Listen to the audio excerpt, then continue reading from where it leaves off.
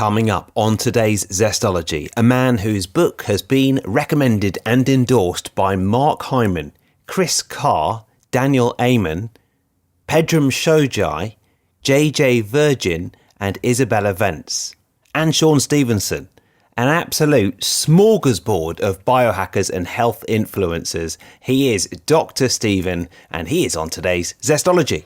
Hi, I'm Tony. I'm an author, presenter at Sky Sports, and years ago I went to the jungle and got ill. Very ill. So this is my podcast adventure to find more energy. It's packed with biohacking, science, health tech, supplements, and some of the most well-known experts on the planet. This is something I spent 4 months of my life doing with electrodes glued to my head so that you can do a lifetime worth of meditation. Decide what you don't give a fuck about, which is something you don't care about. Some of it gets quite out there. I had some stem cells sent up to my house that I had stored, and then I injected myself with mannitol. And we even hack hangovers. Alcohol is poisonous. So is water and oxygen in the wrong dosage. So that's my podcast, Zestology. Live life with energy, vitality, and motivation. Welcome back. We're not even a minute into the podcast and I've already used the word smorgasbord. That's a good start, isn't it? We're sweltering in a heatwave at the moment here in London. Do you know what? I'm recording this only a few days before the podcast goes out, but by the time you listen to it, we may well not be sweltering in a heatwave anymore. If you're interested, over on my other website, histamineintolerance.net, I've put together a list of various tweaks and hacks and supplements and tips that have helped me deal with the summer. And I've put in there my current go-to product for skin stuff, which I think is really good. It's the first summer in 25 years I've had no annoying small bumps and hives on my hands and feet, and I think it's because of this product. So I've put that over on the site. It's histamineintolerance.net/summer. I've also put the Berkey water filter on there. I mean, I've spoken about the Berkey before. It's so good. You need a decent water filter. If you're going to be listening to this podcast, if you consider yourself a biohacker, if you consider yourself someone a little bit advanced in this space, pure water is so important to us, isn't it? And, tap water, as lucky as we are to have it, doesn't quite cut the mustard. The Berkey, and I have said this before, is so good that you can do a test on it. You can pour a whole bottle of red food dye into the top of the Berkey water filter, and if any of it seeps through, and if the water is even a tiny bit red in the bottom, it means the Berkey isn't working properly and is not configured right. So that's a great test. And that's at histamineintolerance.net/summer as well. I haven't, as I say, I haven't got a discount code for the Berkey, but I have for Toxaprevent, and I have also for liposomal vitamin C as well. I mean, I just think in general, a good liposomal vitamin C is a must. I use this every day, and I have to say, I haven't really talked much about the vaccine on this podcast, but after each dose of the vaccine, I also took extra liposomal vitamin C because I wanted to boost my immunity levels as high as possible. I just wanted to give myself a little bit of a helping hand. And the reason that liposomal is important is it's more absorbable and more bioavailable than other vitamin Cs. And if you go to histamineintolerance.net/summer, you can also find that one as well. So, as I said, this is the first summer in 25 years that I've not had annoying skin issues. I'm feeling pretty good. And by the time you listen to this, it's probably going to be 10 degrees and raining in London. But for now, we are sweltering, and I hope that blog post helps.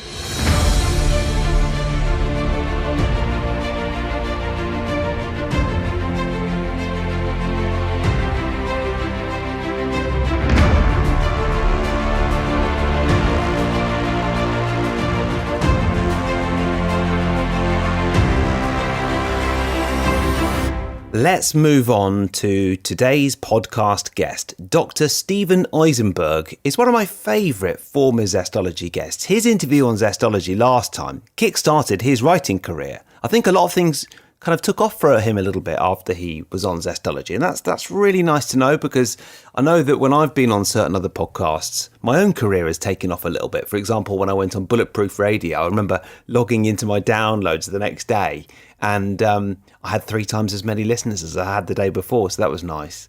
And Dr. Steven's got a big book deal. He's now brought his own book out, and we recorded this podcast just before his book was coming out. It is now out, and that is great news. And by the way, if you can hear any aeroplanes or anything in the background or helicopters, it's because it's so hot here in London, I've got all the windows open. So Dr. Stephen's book is called Love is the Strongest Medicine, Notes from a Cancer Doctor on Connection, Creativity and Compassion.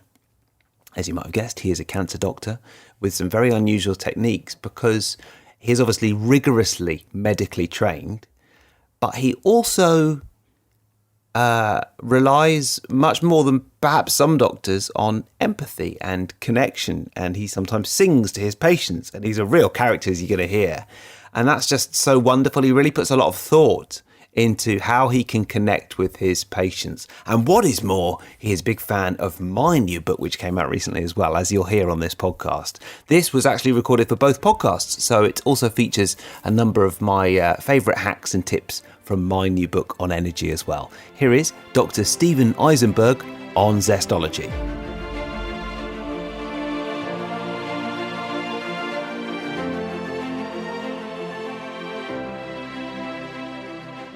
I know you've done many books, but I, I could use a little energy right now.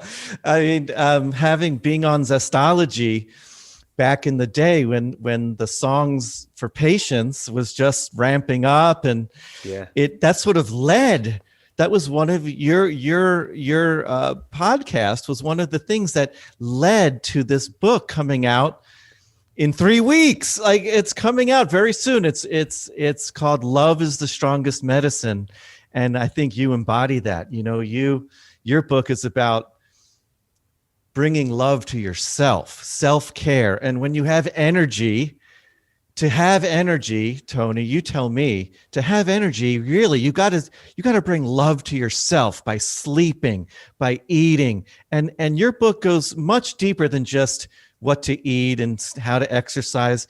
You tap into the soul and the spirit as well. And I would love to hear about how do people love themselves? Because my patient said to me, and you remember the story, how are you going to take care of all of us, Dr. E, if you can't take care of yourself? And she changed my life. Her name was Flavie. She changed my life because at the time I was a stress ball. I was a walking zombie of an oncologist. I wasn't taking care of myself. I had no energy. Stress was killing me. And I needed, when life was a little meh, you need energy. I needed that back then. Tell me what are some things that people can do right now if they're feeling meh? Because I think the world is really, we're coming a little bit out of this horrible pandemic. There's so much mess still in our world. Yeah. How do we come out of it, my man? Well, I mean, the great thing about writing and creating and podcasting and everything else is that I think most people tend to find that they end up creating content that they could kind of find quite useful themselves. Yeah, that's definitely the case for me. You know, I mean, I go into the book why I need books on energy, and that is because I contracted this tropical virus and I didn't have any energy for ages, and it affected me very badly. I was in bed for a few months. What did you have? Well, I mean, that's the interesting thing, and you will know, but I didn't know this until... Don't say dengue. Yeah, well, it turns out there's loads of viruses that are so exotic that they haven't really been given a name. And, the doctors could tell from my red blood counts, I think, that I'd had a virus and I had some sort of post-viral syndrome, but they didn't know what virus it was, And it was a very slow, tortuous route back to health. Oh, and obviously now I do this podcast on energy. And I think, what the podcast and the book do is they combine fairly superficial look at the things you can do to biohack your health and environment, along with a deeper look at, and that's why I really enjoyed chatting to you last time, energy can mean a lot of different things, can't it? And actually, it can be quite deep when you think about the energetic forces that exist between people and how you tap into a deep sense of energy. I feel your energy across the Atlantic right now. Thanks, yeah. Because energy does have to do with connection. Yeah. Connecting to our deeper selves, connecting to those around us, being present to what your body's telling you. Yeah. And that's what I call love is the strongest medicine. It's loving yourself, loving who you're with, looking them in the eyes, listening before you just wait your turn to talk, observing what your body's telling you rather than escaping. We all like to escape through addiction and, Netflix, phone, blue screens at night rather than turning off the screens and getting rest. And I'm guilty as anyone, but I need these nudges, right? Yeah, it's all about, when I write a song for a patient, it's simply about nudging them back to the realization that they are not their disease.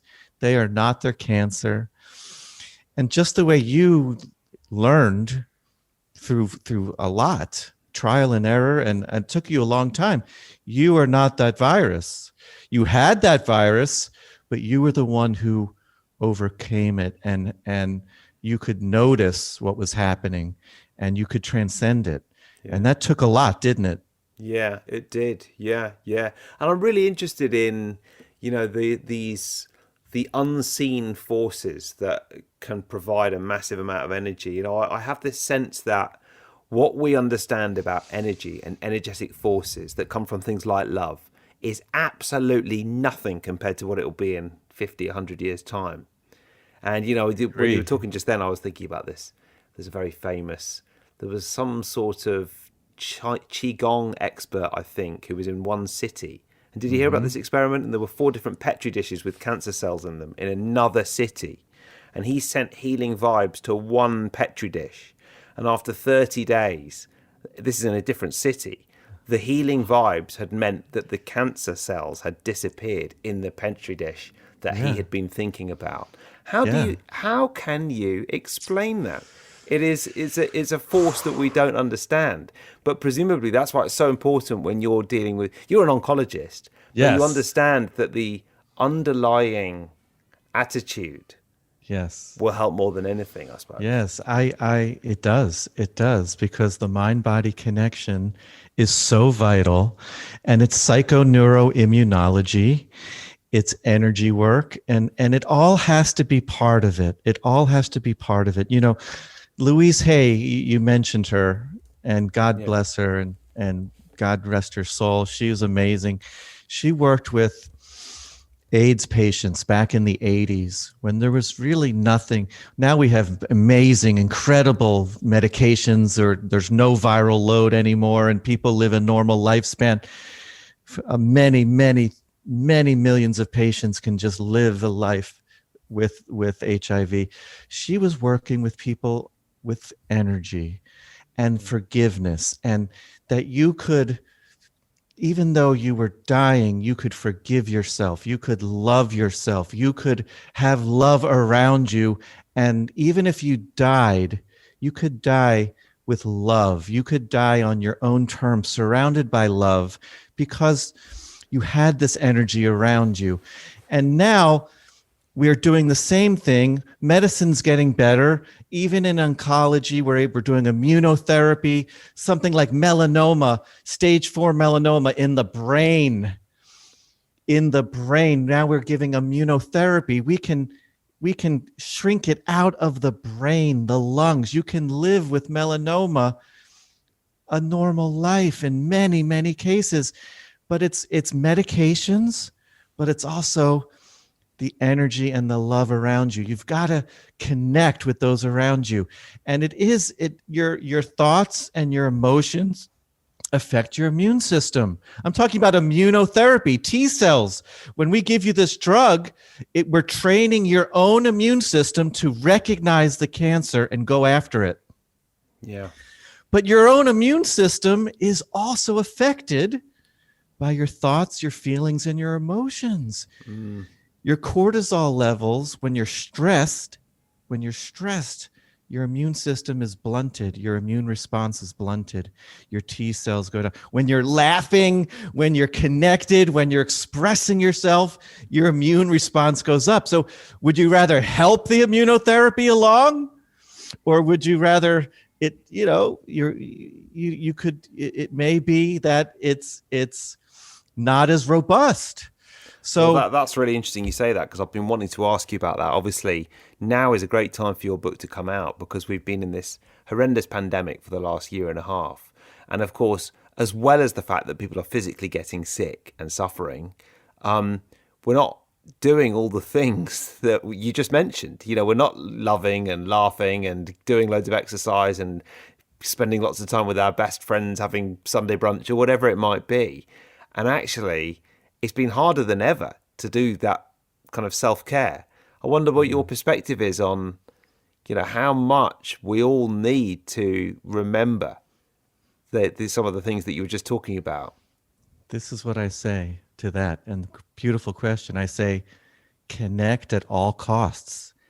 Connect like it's life and death, because it is. Because it is. And I'm not saying that to scare anyone, but isolation is deadly. Isolation is deadly. And technology can be a wondrous, miraculous thing when used properly to connect with people. I think FaceTime and Zoom and how we're doing this, it saved lives, as well as, you know, it really allowed people to connect in a time when you had to stay at home. And I really believe that when used properly, and it really, really helped, connect and seeing those patients and seeing those people that you loved more than just on the phone, seeing the smiles and being able to look into a patient's home. When I was doing telemedicine all the time, now I'm maybe 70% in person, 30% telemed. But when I was able to see into a patient's home, I had to learn new ways to connect. I'd be like, Ethel, tell me about that picture of the dogs playing poker over your head. When did you get that? Like, I love that. Oh, show me your puppy. So they'd bring their puppy on the camera. And so we had to connect in new ways. And you get to see into their lives. You get to see their homes. And now when they come in, I go, hey, you know, I remember that mosaic you showed me over your left shoulder. And we have these things to talk about. And I do believe in my heart of hearts, the shared love, the shared humanity impacts our health in ways energetically that you mentioned. And we will learn more and more about this as time goes on. But you know who's been talking about this forever? It's people like Deepak Chopra.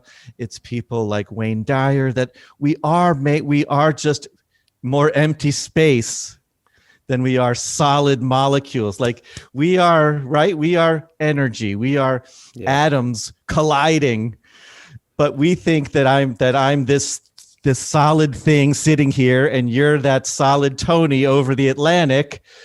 But really, the way we're connecting right now, our molecules are like flying over the Atlantic and somehow impacting people from California to London. Right now, those listening, they're having endorphins flowing. They're feeling some joy. They're feeling some connection.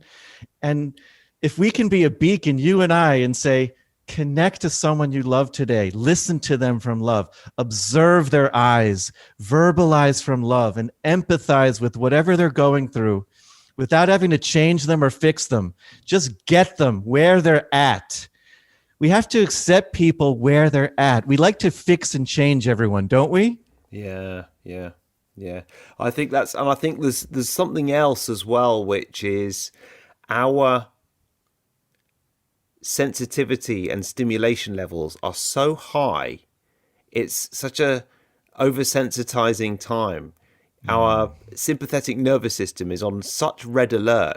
We've all read so much news and we know exactly what has happened with the virus at every stage. But I think it takes quite a long time to come down from that, to actually genuinely just come down to a different place. And I think even now, certainly in this country, things are starting to ease and things are starting to get better. But a lot of people can't come down.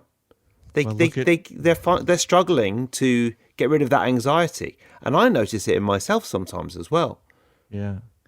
Not to mention our brothers and sisters in India right now. Yeah, it's horrible. It's horrible, and we have to stay vigilant, and we have to stay connected to ourselves in a way where we embrace stillness. We have to embrace stillness. Ryan Holiday has a beautiful book, Stillness is the Key. And I know you talk about this in When My Life is a Bit Meh, You Need Energy.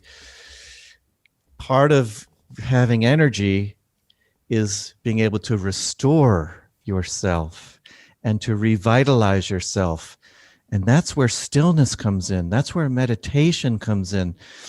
I like to, and I struggle with this. You know, the first thing I like to do when I wake up is to put the pillows behind my lower back, sit up in bed straight, just my lower back, my head is up, and I'd like to meditate. And I like to do it first thing in the morning. And what I struggle with is not picking up this first and looking to see, was there an emergency text overnight? Yeah, that's hard because you need it for your job. I do as a doctor, I do. But if I wake up early enough, the person on call overnight, if it's not me, is still on call.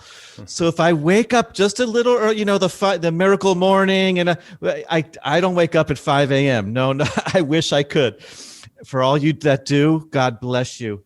And it's amazing. I try to wake up, you know, as early as I can and be able to meditate in the morning.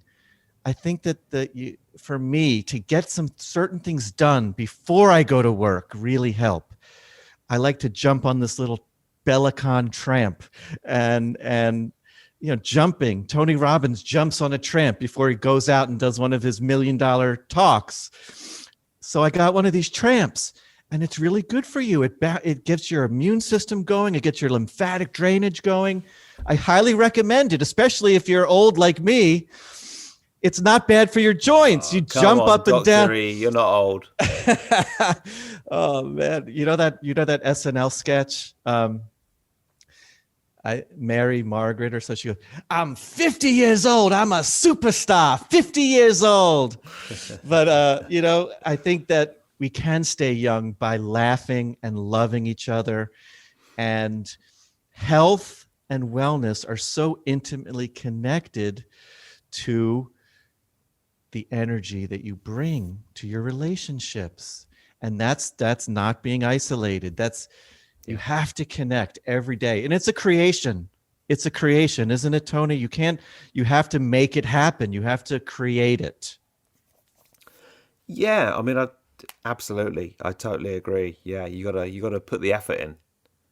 That is for certain. Yeah. Today's deal of the week, today's podcast partner is Blood Sugar Breakthrough. And when I talk about blood sugar, a lot of people sort of tune out a bit because they only think it's relevant to people with diabetes or people who are ill. But the blood sugar conundrum, if you can get that right, if you can get your blood sugar levels right, everything changes. One of the big keys to having optimal health is to have balanced blood sugar. I mean, what happens when you eat a donut?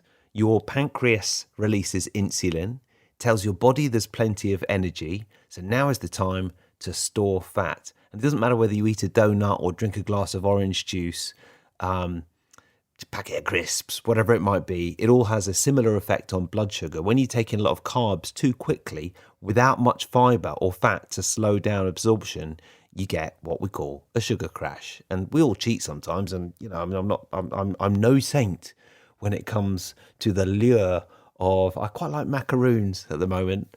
And that is why I recommend a product called Blood Sugar Breakthrough by Bioptimizers. They are my podcast partners this week, and I'm so proud to partner with Bioptimizers because all of their products are totally on point. It's an easy-to-take supplement. It is the result of numerous tests to find the absolute best formula for maintaining healthy blood sugar.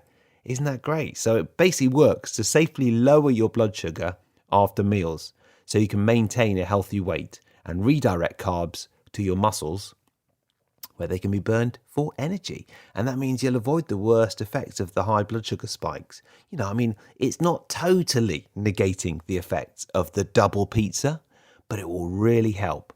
And I have an exclusive offer for Zestology listeners. If you go to bloodsugarBreakthrough.health/Zestology, okay? So you need to head to this site, bloodsugarBreakthrough.health/Zestology. You will get a chunk of change off. You get 10% off. It'll explain it all there as well. But this is a product, I mean, it's potentially revolutionary, because when you know you're going to have a bit of a blowout, and we all do, and that's good. You don't want to be totally religious about it. You can take your blood sugar breakthrough and you'll be all right. bloodsugarbreakthrough.health/zestology for 10% off. And if you're in the UK, head to bioptimizers.co.uk, use that code Zestology10, you get the same discount, okay? So UK users slightly different, but everywhere else in the world, bloodsugarbreakthrough.health/zestology. Wherever you are in the world, if you do take advantage of this, let me know what you think. Let me know if it does safely lower your blood sugar levels and you feel good. Let me know when you do cheat sometimes, you maintain your healthy blood sugar levels. Let me know if it's a donut, a packet of crisps, or a pizza. Gluten-free, yes. Back to the show. I certainly wrote in the book about the phone in the room thing. You know, I mean, it's like I said, it's not particularly groundbreaking. You know, the idea is that my book has sort of radical ways to revitalize and re-energize. And I said, this isn't that radical, but leaving your phone out of the bedroom is a pretty good idea. And the other thing that's not that radical is not checking your phone on the loo, because everybody does it. Oh my God. Especially when you're, just give yourself a bit of space. You know, but actually it's funny because when I did start to leave the phone just downstairs at night, it's a relief to go to bed and not have any tech around. And you're right, there's no way when I go to bed with my phone in my room that I'm not going to check it first thing in the morning, because I don't have that level of self-control. It's too addictive. It is. So that's been quite a change. And in fact, I was just telling you, you know, my small, modest publishing company started to do very well over the last year and a half. And it's very addicting because you can log in at any time of the day or night and see how many books you've sold.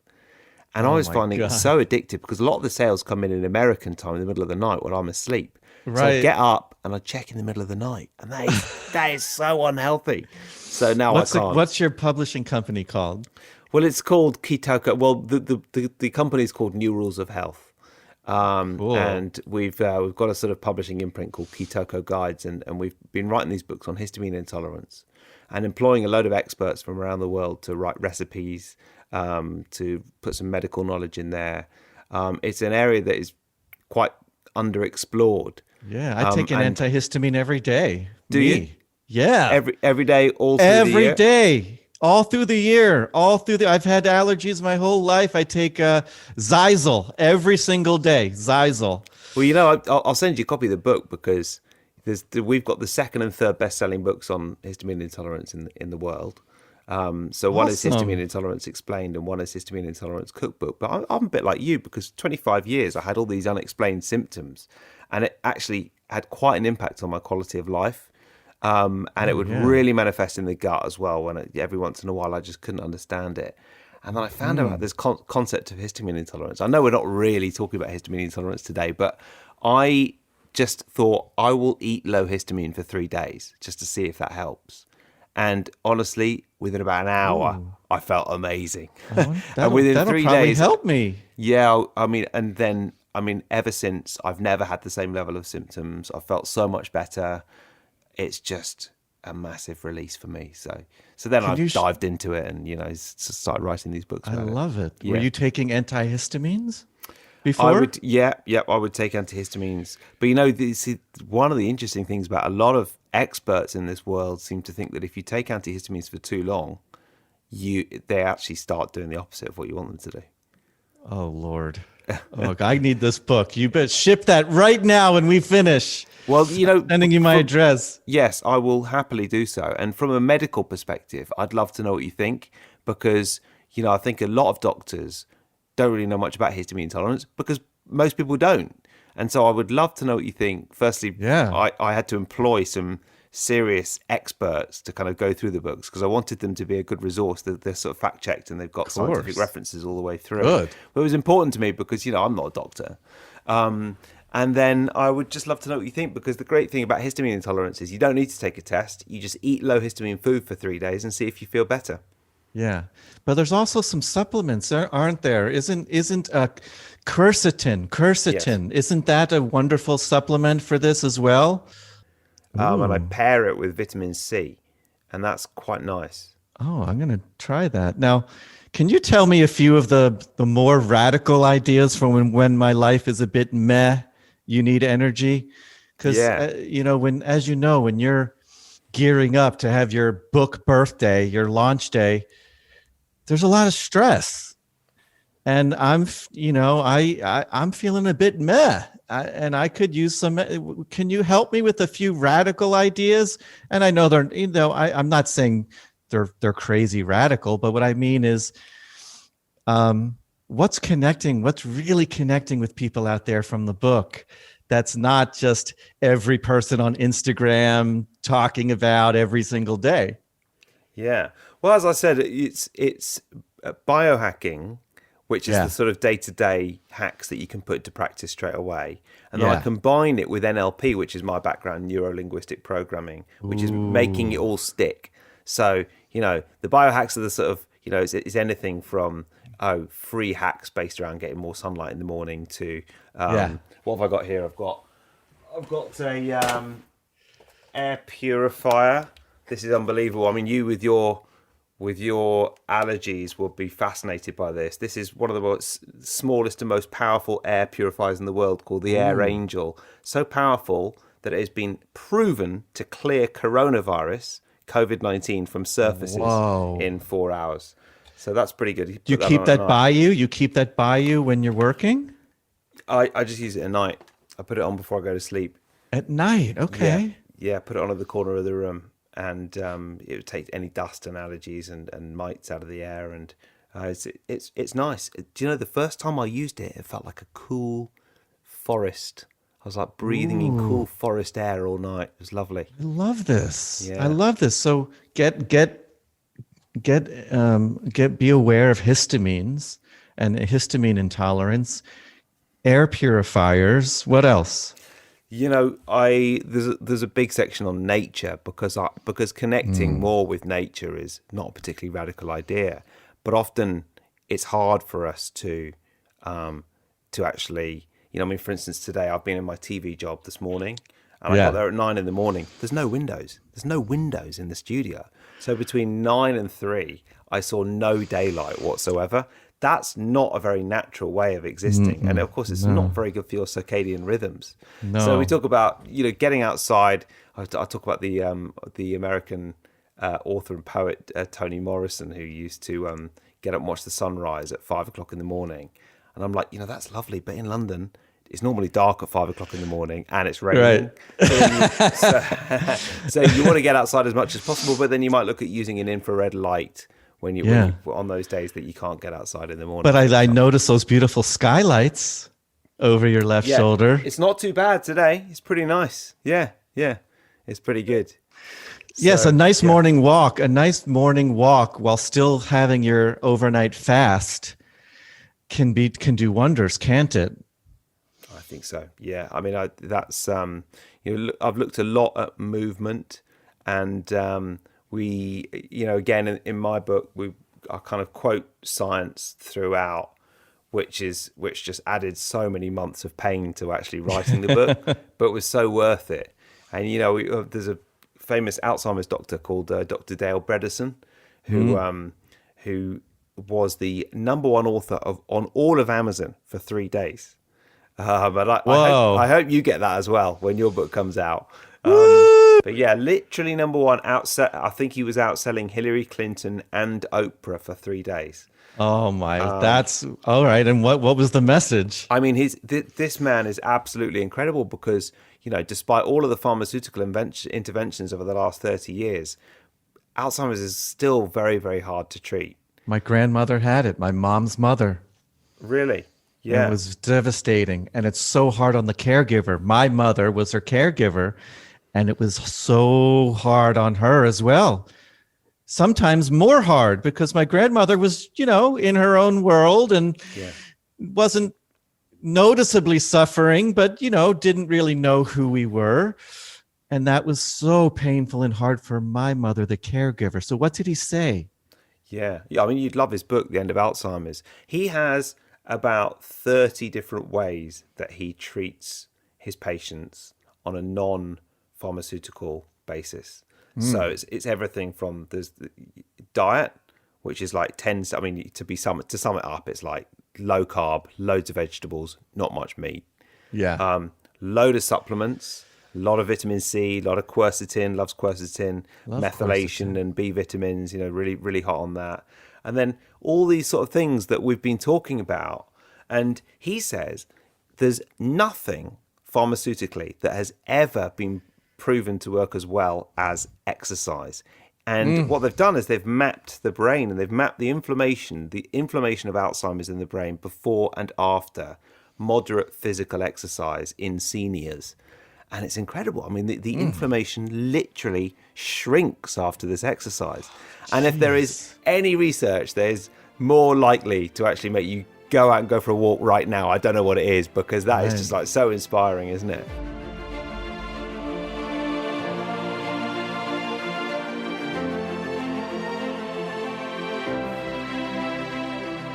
Thank you to Dr. Stephen, and thank you for listening to Zestology as well. Some cracking guests coming up. So I wanted to tell you what's coming up over the next few weeks here on Zestology, because next week I've got Dr. Nicola Conlon talking about NAD+. I mentioned Bulletproof Radio a little bit earlier on. She's just been a guest on Bulletproof Radio. She is talking about NAD and why so many people are raving about it.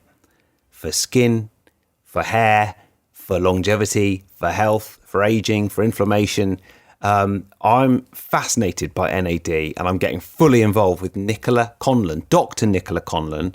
She is coming up next week on Zestology. After that, Professor Tim Jackson on living a sustainable life, and Adele Bridges on movement and inspiration. Lots of really good quality guests coming up very soon on Zestology.